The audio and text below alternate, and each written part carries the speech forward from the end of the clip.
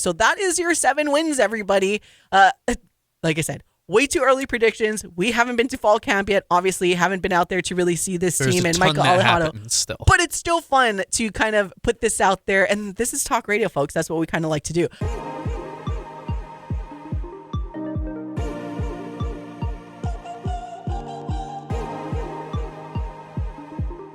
It's Wake Up in the 10.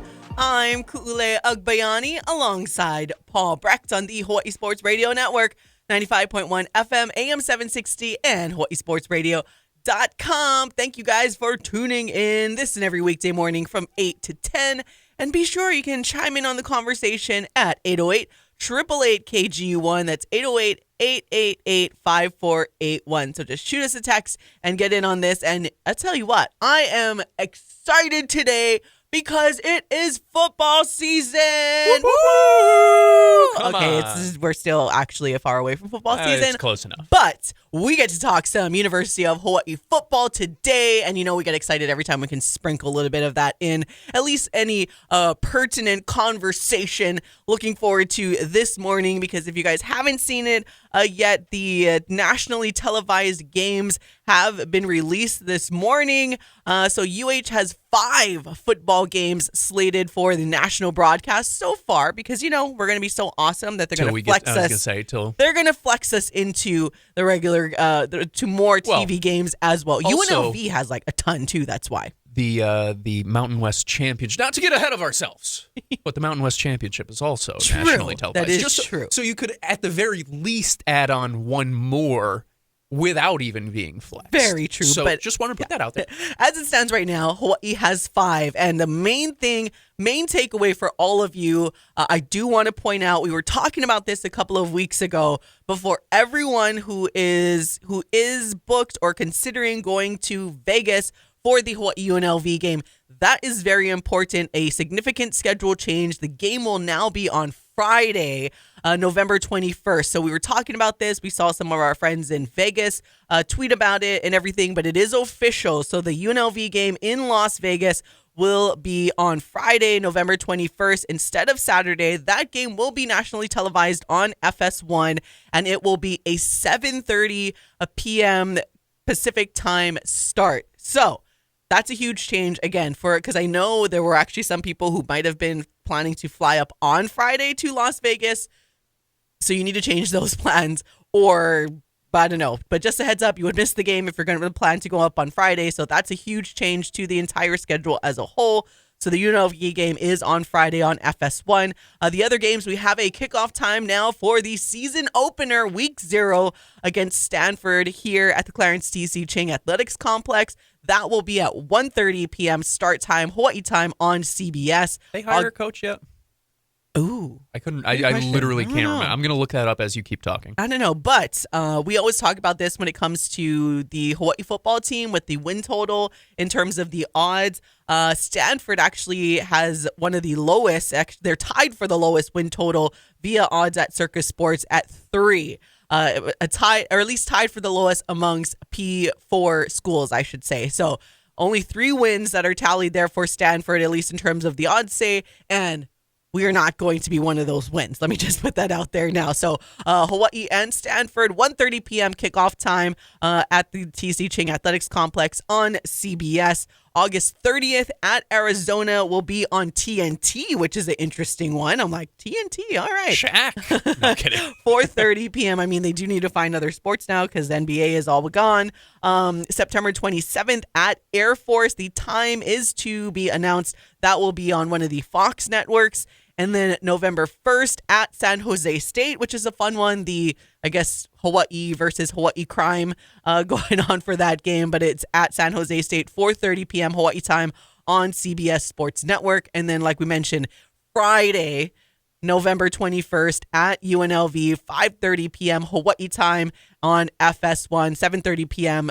Vegas time at that time, or Pacific time for everybody. So no home games except for that Stanford game that will be nationally televised. That's why I said not yet anyways, until the season goes along. So just to remind everybody with the schedule, Stanford, like we mentioned, is first up. That one on national TV on CBS for Week 0. at Arizona is that following week on TNT. Then Hawaii plays a few games at home. So we've got 3 games in a row at home. Sam Houston, Portland State, Fresno State. All of those times are yet to be announced, but we can assume since they're not on television, they will be the normal like 6 p.m. start time. So Sam Houston, Portland State, Fresno State. Then they go on the road to Air Force. Again, Fox Networks. They host Utah State on October 11th. They're on the road for a couple of games at Colorado State and San Jose State for that nationally televised San Jose State game. Come back for San Diego State, go on the road for UNLV, and then finish up at home the regular season. Anyways, finish up the regular season at home against Wyoming. So we talked about this before, Paul, that the schedule when it first came out in terms of who and when Hawaii plays certain schools like a Wyoming. They don't have to go to Laramie this time and play in the cold. They finish up with Wyoming, but it is here at home. So nice warm weather. Utah State is a little earlier on in October. So again, not too cold, just like Colorado State and Air Force. So those are a little earlier on, not that really, really chilly November time. UNLV might be cold, but it's in Allegiant Stadium, so it'll be just fine. So it is kind of exciting. And of course, for all of our sports bettors out there, it is kind of interesting because that means all of the home games for Hawaii will be the last game, aka the chase game on all of those Saturdays, because again, there is usually never a chance where Hawaii or UH Manoa will move a home game any earlier if it's not on national TV. So all eyeballs will be on Hawaii for all of their home games coming up this season. Again, barring us getting flexed into a national TV game because they're going to be kicking butt and taking names. Exactly. But all the home games, not nationally televised, but you can get it elsewhere via Spectrum Sports. All eyeballs will be on Hawaii football throughout the season for the home games. I mean, that is so exciting. It's super cool. I'm excited for it. By the way, I did look it up. Frank Reich will actually be the interim head coach for Stanford this year, the former Indianapolis Colts and Carolina Panthers head coach, formerly with, funny enough, Andrew Luck. So that makes sense. It'll be fun. I actually didn't know this. Frank Reich apparently crossed over with the New York Jets with Aaron Glenn. So that's always a fun little thing. I also think about that just because we have Dennis Thurman as our defensive coordinator. Anytime any NFL thing comes up, any coaching from the NFL comes into the Bows schedule, I always calm myself down a little bit by going, oh yeah, that's right, we have DT. We're all good. Oh yeah. And that's me obviously talking about going against offensive-minded NFL brains. No, this is a really fun schedule. 5 nationally televised games are super fun. Hopefully this is the year that Hawaii breaks the 15-game losing streak on national television. Especially because I don't want to see them lose 5 times all on national television. Like, one of them at least. If Especially not, that Stanford I was going to say, if not 2, 3, I won't ask for more than that. That would be unfair. But, go above 500 in those. This is a fun schedule this year. I'm glad that, for the most part, they're not nationally televised while at home because, kind of like you mentioned, I mean, I'll just flat say it. It's hot. It gets hot when they do those nationally televised games. I will never forget that UCLA game last year. Oh, man. I was cooking. Was that like a 1 p.m. game? It was like a 1 p.m., 2 p.m., something like that, middle of the day. And to be fair, Timmy Chang and his staff did a nice job last year preparing the team for that. You remember they had some practices leading up to it that were right in the heat of day, middle of the day. But to my knowledge, Stanford is the only one that will be somewhat similar to that, and it's, August. So overall, I'm excited about it. I do stand by what I was saying before a couple of weeks ago on this show. This is a Hawaii football team that I can see. I expect them to make a bowl game. I can see them winning like 7-8 games this year.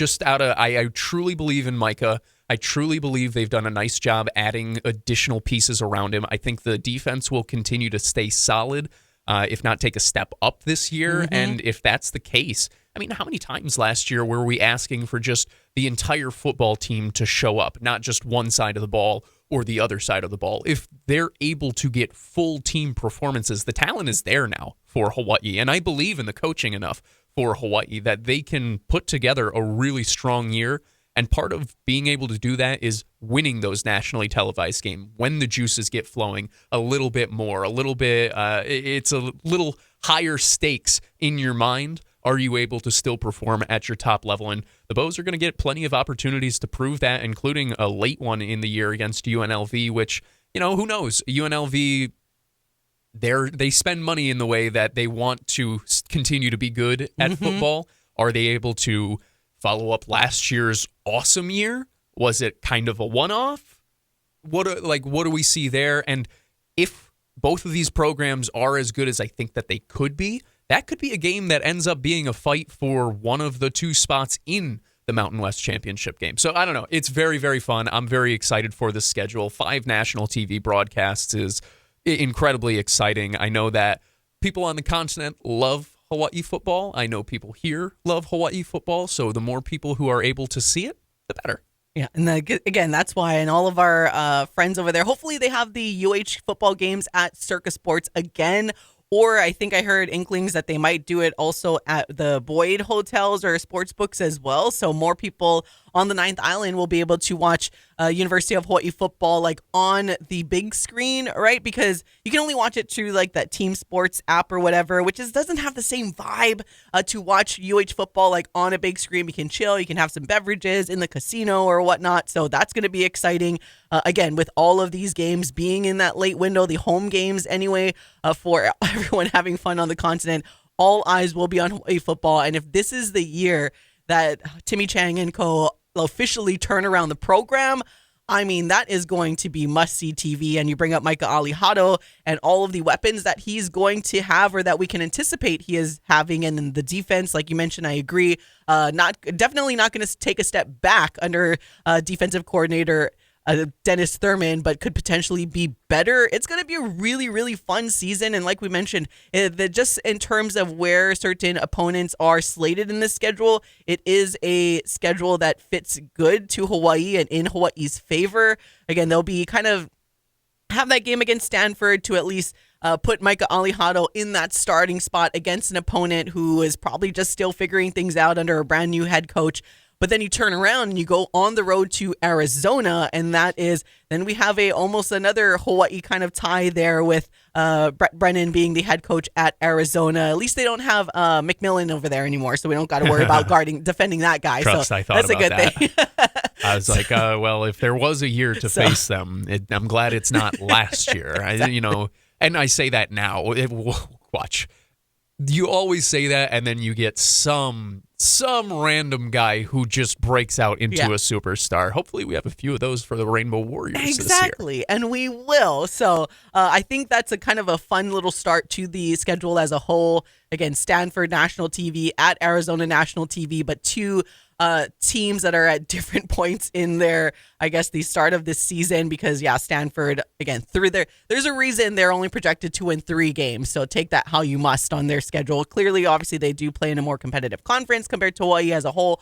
But nonetheless, Hawaii, by all accounts, at least early projection-wise, should win that game and hopefully can start off this season with that win before going on the road to play a tougher opponent in Arizona. And to remind everybody, too, Hawaii comes back home, plays Sam Houston. Sam Houston has a new head coach as well after, do you remember where their head coach went? Temple, that's right. One of the many coaches that have taken that step up after having such a good run at these other schools. Portland State, you got John Keave Sangapolu-Tele that's over there. We'll see if he gets the start for Portland State, which should be kind of interesting, right? Like there are some real storylines on this year's schedule where between Stanford, you got the Andrew Luck, the Frank Reich part of it all. Arizona, you mentioned the connections. Sam Houston, got to get some revenge for last year. Portland State, that being homecoming with the potential for John Keave Sangapolu-Tele to be starting for them.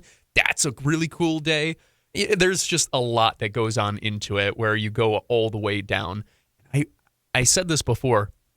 I really like how their schedule played out in terms of how they play their conference opponents, because it could be a lot worse considering weather, considering travel, considering all of those different things. Like, is it a perfect schedule? No, of course not. You're never going to get a perfect schedule, but it's a pretty good one. I'm very excited about it. And then if we go by some of the other stuff, actually, let's take a break first. So we're going to take a break. When we come back, we will continue our conversation about the football schedule and kind of take a look back at how the Mountain West stacked up last year. In case you guys forgot, obviously we know Boise State and UNLV were in the Mountain West championship game, but it is interesting to see and kind of look at some of the other schedules that we have. Like, will Colorado State have that easy schedule that they had last year? Good question. So those kinds of things, because there aren't, again, to remind everyone, I mean, you got Timmy Chang, you got Calhoun, and speaking of Colorado State, oh my gosh, his name is escaping me, but Norvell are like the veteran coaches in the Mountain West right now. And everybody else is pretty much starting with brand new head coaches or coaches that have been there for less time than Timmy Chang has been here, which is so crazy to think about. But again, we'll keep our football conversation going when we come back on the Hawaii Sports Radio Network. Taking a look at some of Hawaii's opponents, Paul and I were mentioning that we do like the way that especially the conference opponents stack up throughout this season. I mean, it's just fitting that Hawaii opens up the Mountain West slate against Fresno State here at home, because Fresno State is one of the teams that are departing the Mountain West after this next season. And as we know, Hawaii has had this long-standing rivalry with Fresno State, so this could potentially be the last time that they play against each other for who knows how long. So I do like the fact that that's who Hawaii opens up against, and it is here at home. So it'll be a good time. We're hoping that everyone is going to come out and show up and show out. Again, there is no official time released for these home games, but we can assume it's just the usual 6:00 p.m. time, and will likely be on Spectrum OC6 or Spectrum OC16. That's high school. Spectrum Sports, which we will likely see the cost for the television package. Usually, once this comes out, Spectrum starts putting out their broadcasts and whatnot. So we'll let you know when that's released. But Fresno State, the other home game is Utah State on October 11th. Again, a normally difficult to travel to place, especially if it's a little cold. And Utah State, one of the teams on this schedule for Hawaii that did have a relatively decent season. Well, they've been traditionally good. They had a down year last year, but it's only a matter of like time before they're on the up again, right? Bronco Mendenhall, right? Oh, Didn't he move over from New Mexico up to Utah State, which goes back to what you were saying before, where part of what's interesting in the Mountain West this year is the fact that Timmy Chang is amongst the most experienced coaches with his program specifically, because obviously Mendenhall got a lot of experience under his belt, but it takes time to get the actual, look here. It takes time to get the baseline going and to get that foundation you need so that you can have your program be what it needs to be. The thing that works out for Mendenhall, though, is that he's coming from a program that had less resources and going to Utah State where you get more, unlike UNLV, where you're coming from Mullins coming from Florida, coaching in the P5, and you get everything at you. And then you go to UNLV and it's like, oh, you mean you can't get these things, you can't get that? Oh, okay. Don't get me wrong, UNLV has a lot more resources than Hawaii. It's not but it's still but it's not Florida. Yeah, for lack of it's a better term, it's still a step down when you talk about the resources and how much you're treated like a god in these places. So that's going to be interesting to see. It's certainly going to be interesting to see. I like the fact that you get 2 of your first 3 conference games at home. I like the fact that even though you do play quote-unquote back-to-back away games against Colorado State and San Jose State, you're going to have a bye week in between those. So that always helps out as well. Traveling is tough, especially when it comes to football, especially we've seen with this team. It is a completely different team when they go to the continent sometimes. So hopefully that's not the case this year, right? You go to Air Force early on, before October even hits. So hopefully you're avoiding any real cold weather. I don't totally know. I haven't been to Colorado in end of September, early October. The Rockies don't usually make it that far. But just overall, in terms of a place that is typically cold, and we know the Bows don't always play their best in cold weather, and it's the same thing for Colorado State, where you'd go visit the Rams, but it's in the middle of October. Hopefully, for the most part, it doesn't snow in the middle of October. That'll go a long way, hopefully, in competing in that game, because kind of like you said before, Colorado State is another one of those teams who probably Hawaii should see themselves in that same tier of on the outside looking in of a Mountain West championship berth, but thinking we could snatch one of those spots if everything falls our way. So that's why I really like that. Of your first 4 conference games, you get 2 of your coldest, if not your 2 coldest games out of the way when it's not true wintertime yet. And you have winnable games versus Fresno State and Utah State, both of whom I know will be good. But like I keep going at, Hawaii, I believe, will be good this year. So I'm excited for it. I think there is a true possibility for Hawaii to compete towards the top. I'm not saying like they're going to be Boise State last year or UNLV last year. I think that probably the best case scenario for the Rainbow Warriors this year would be Colorado State last year. And that I would sign that's up for being that. Very generous. I would sign up for that in a heartbeat. Yeah, to remind everyone, Colorado State was 6-1 last season. However, they did have a very easy schedule. They did not have to play like Hawaii did Boise State and UNLV, the top 2 teams in the Mountain West last year. They had a relatively easy schedule in terms of how the season finished. That's why they had that 6-1 record. They played New Mexico, Nevada, Wyoming, Fresno State, actually, and then Fresno State is the team that they lost to, who, again, was also of at the top part of the Mountain West last year, and beat Utah State, who, again, had that down year as opposed to how they usually, the expectation is for Utah State. So they did not, and they played San Jose State. This year, however, they are a little bit more, or going to be a bit more tested, fortunately. So at least we'll kind of see a real, true outlook of what Colorado State will look like, because looking at their schedule this year, they do open up Mountain West play against San Diego State, and will play Fresno State before playing Hawaii. And then they got Wyoming, UNLV, so that's another one, but that one is in Colorado. New Mexico, they do have Boise State on their schedule this year, and then wrap things up with Air Force. So at least we see UNLV and Boise State on the Colorado State's schedule this year. Because, again, last year I was like, okay, you're 6-1, you're at the top part of the Mountain West Conference standings. But you didn't really get the test. Who did you play? Right. Which is why, you'll notice we don't have Boise State on our on our schedule this year. And that's assuming that they're as good as they were last year, and that's taking a far leap. But it's a quality program, one that has not taken a true step down in Lord knows how long. So I truly expect them to still be competitive towards the top. If UNLV or Colorado, like whoever it may be, it feels like you have 1, maybe 2 of the teams who might be the favorites to steal one of those spots. Last year, it felt like if you were going to go through, you're going to play pretty much everyone who matters. And that, unfortunately, was brutal for a still somewhat young Rainbow Warrior roster, where you had a lot of young guys making impacts, a lot of injuries making young guys have to step up to make impacts. So I'm excited. It's going to be a good year. It's going to be a lot of fun. But you have to start it out strong. That is going to be something. I'm sitting here talking about. Oh my God! Whoa! That's how excited we're getting. Talking about conference play, but Stanford.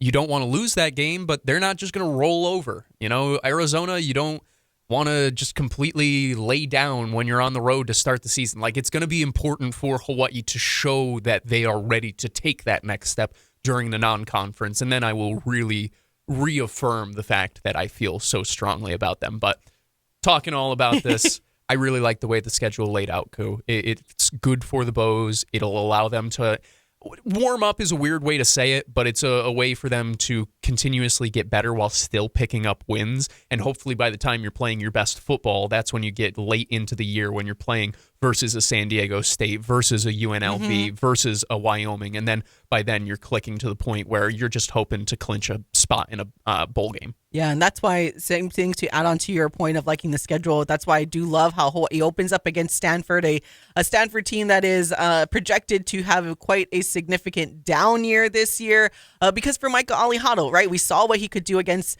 a not that great New Mexico team, but can he pick up where he left off? At least he will kind of be able to get his feet wet a little bit, kind of like New Mexico. He could play freely. There wasn't any pressure on him. I feel like he can go into the Stanford game not having to face a high-quality, high-powered type of team his first true game as a starter. Yeah, exactly. Or even it's not going against Georgia or even Washington. Like one of those games, Oregon or something where you got to face a defense that is like top 5 in the country, Michigan. right? So at least for Micah, I think starting off with Stanford here at home, again, That right is a where big he thing, left too. off, New Mexico, getting that game day type of mentality, getting on pace with his receivers, because that's what Hawaii fans want to see again. They want to see the football flying around. They want to see, even if it's not necessarily like how last year with the Shaker bombs, or there's the Micah missile now, just getting positive yardage and like every single It's play. Here's 5 consistently yards. moving, Here's 10 right. yards. Here's,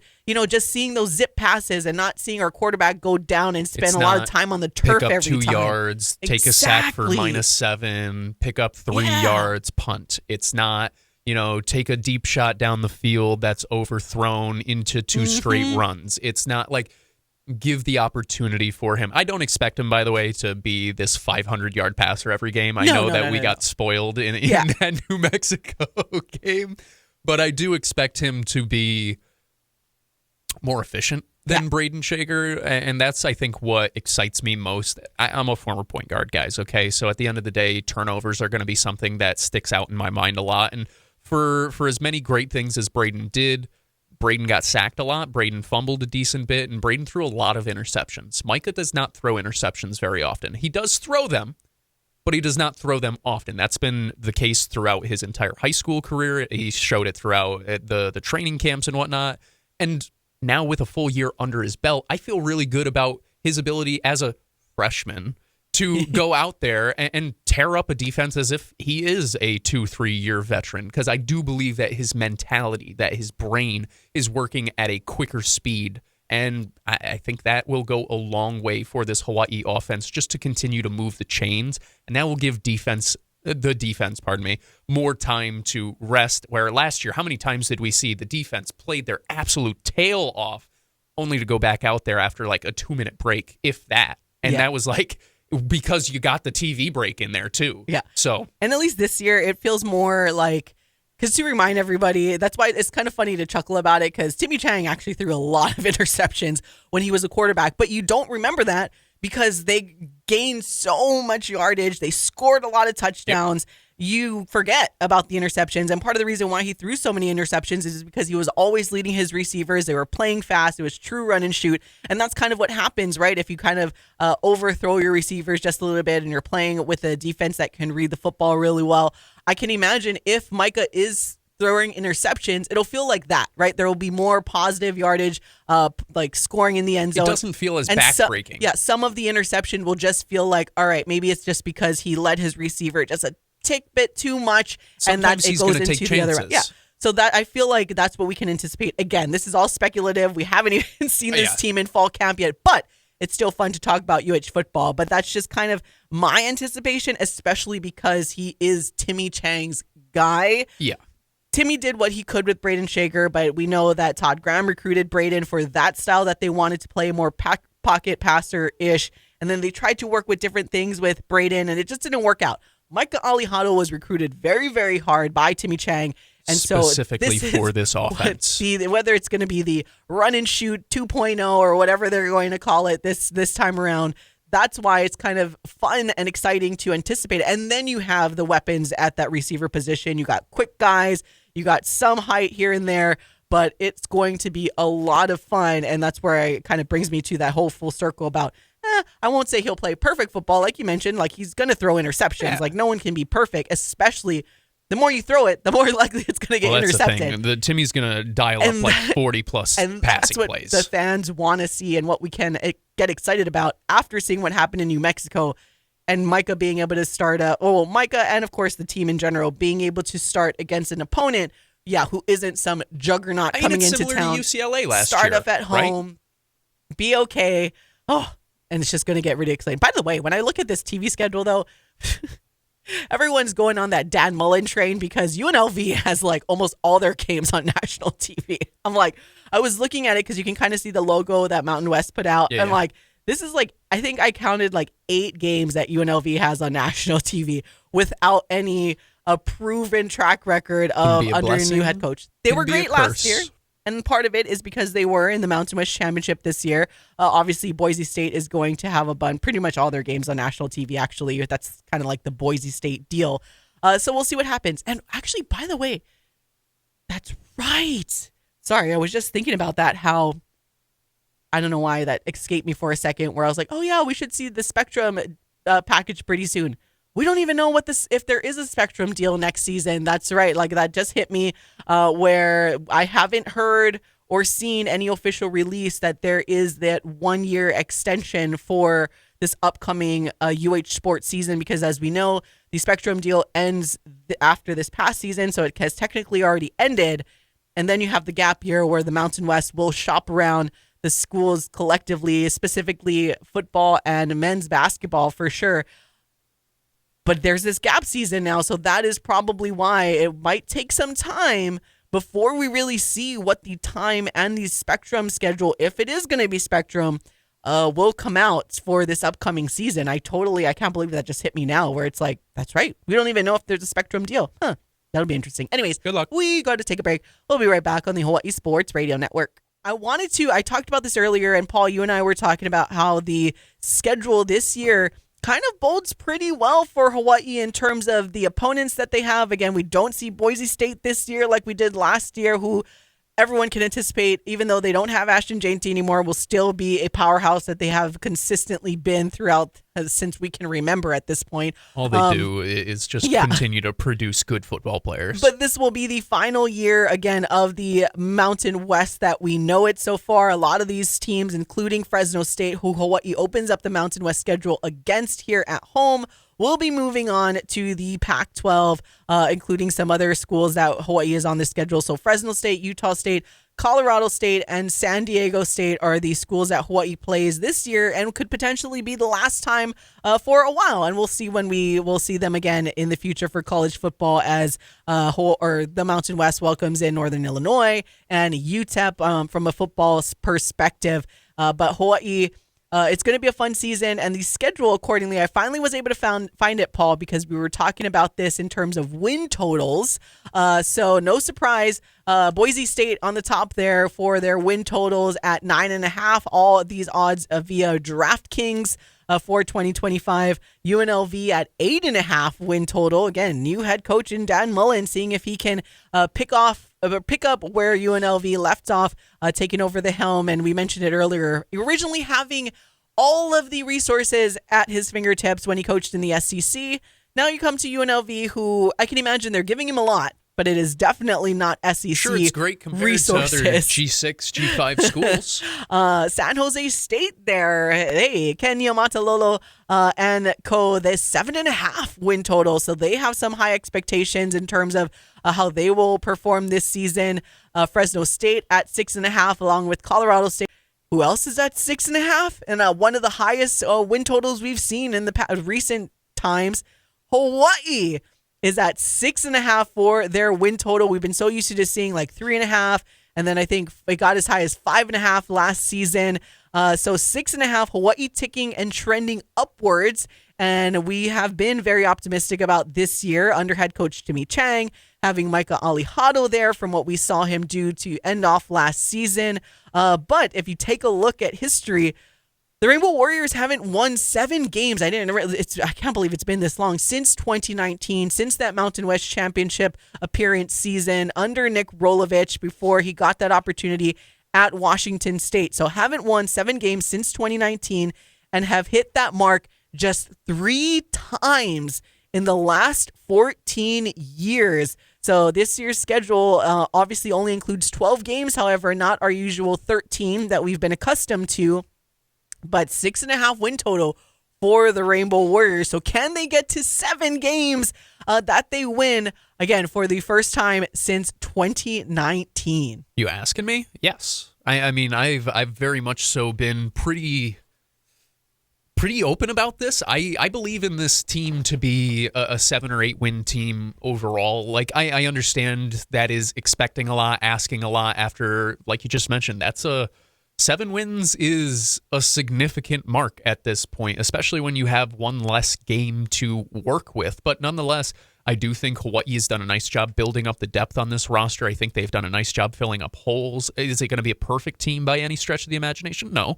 But I do think that this is, and I know we say it every single year. We're like, oh, take the over, take the over, take the over. I legitimately mean it. Like, I truly believe in this team to win 7 games. I really think there's a route to win 8. More than that might be a little too much, but I'm excited for this team, especially because of the way, like we've said multiple times now, that the schedule was laid out, that they get the opportunity to play some of those good teams before they get it really going at the start of conference play. I like the fact that you get a mixed bag in the non-con schedule where you got some teams who are going to be pretty competitive this year. You also have some teams who will probably struggle this year. You have to win the games against the teams that will struggle, and you have to compete against the teams who are going to be pretty solid. That means, to me, if you come out 2-2 out of those opening 4 games, you're feeling pretty good. If you're coming out 3-1, you feel awesome. That's where I'm sitting at right now. Can't come out 1-3. Can't have your only win be against Portland State. Can't be.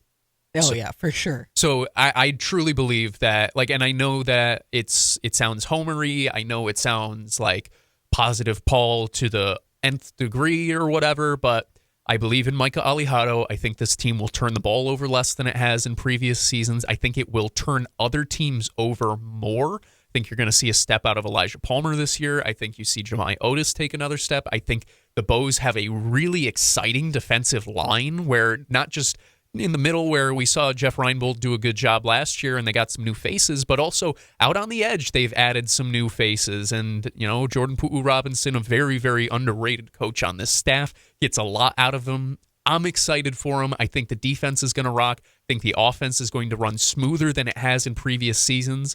And I'm just going to say this, while 7 wins is a pretty significant bar for Hawaii to clear over the past about 15 years, It's not really that significant of a number. That is 1 game above being bowl eligible. That is, I would imagine, the baseline for what the expectation is inside the building this year. They don't like lose. Like, if you think you've hated losing the past few years as a Hawaii football fan, I can tell you the coaching staff hates it even more. It feels way, way worse for them. So I have to imagine that, like, to them, 7 wins is the floor. Like, this is a bowl team. I'm excited to see them. They have to take care of business at the start of the year. We'll see who they are very, very early on, I think. Yeah, and again, if we look at again, we know this is way too early projections and stuff, but if we just kind of read between the tea leaves and some of the win totals that have been thrown out there so far, and you kind of look at, all right, so Hawaii's at 6.5.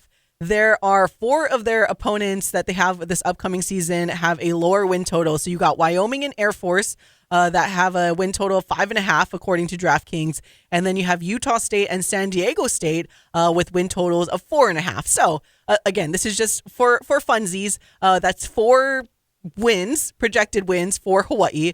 Stanford, who Hawaii opens up with, they are tied for the lowest regular season P4 win total odds via Circus Sports, alongside Purdue with only 3. So again, tied for the lowest, not expected to have a good season this year. Hawaii expected to be the better team, so you can add that one as a win. And then Sam Houston, I can imagine, with the change of the head coaching position and that game being here at home, you could imagine that should be a win for Hawaii. And then obviously, I just expect them to win at home. And then obviously Portland State. That would give you your 7 if we just want to be it based on certain elements. And again, the win totals that we see out in the betting market and then coming back over here. So that is your 7 wins, everybody. Like I said, way too early predictions. We haven't been to fall camp yet. Obviously, haven't been out there to really see this team and Michael Alejado. But it's still fun to kind of put this out there. And this is talk radio, folks. That's what we kind of like to do. So there's your 7. So we got there, Paul. There's our early projections with the 7 based on win totals for other teams, and then based on some of these other what is anticipated to happen with that Sam Houston Portland State game. Again, I think at UNLV has always been difficult for Hawaii. That can go either way. We'll see how Hawaii fares throughout the season before they play UNLV, which is the second to the last game of the regular season. So that's a game I'm wary of. Again, coaching against a top coach in the P4 schools, or P5 at the time when he was coaching. playing in Las Vegas. That is going to be very difficult. Colorado State, obviously another one. Jay Norvell, phenomenal coach, who Timmy used to coach for. But there's our 7. We calculated our 7 for everybody, Paul. The way I look at it, you have 7 home games, right? Win 6 of them. You can drop one. Everybody has an off day. Win 6 of them, and then you got to win 1 road game, and you reach your total. Mm-hmm. I look at it, you can beat one of Arizona, Air Force, Colorado State, San Jose State, UNLV. In fact, I would go as far as to say you can beat multiple of them. Yeah. So that gives you a little bit of room. Take care of business at home, and the rest of the job gets so much easier. And to their credit, under Timmy Chang, the Bows have been phenomenal at home. It's the road where they have truly struggled. So that will also be the next little test that I look at to see, does this program take the next step in year number 4?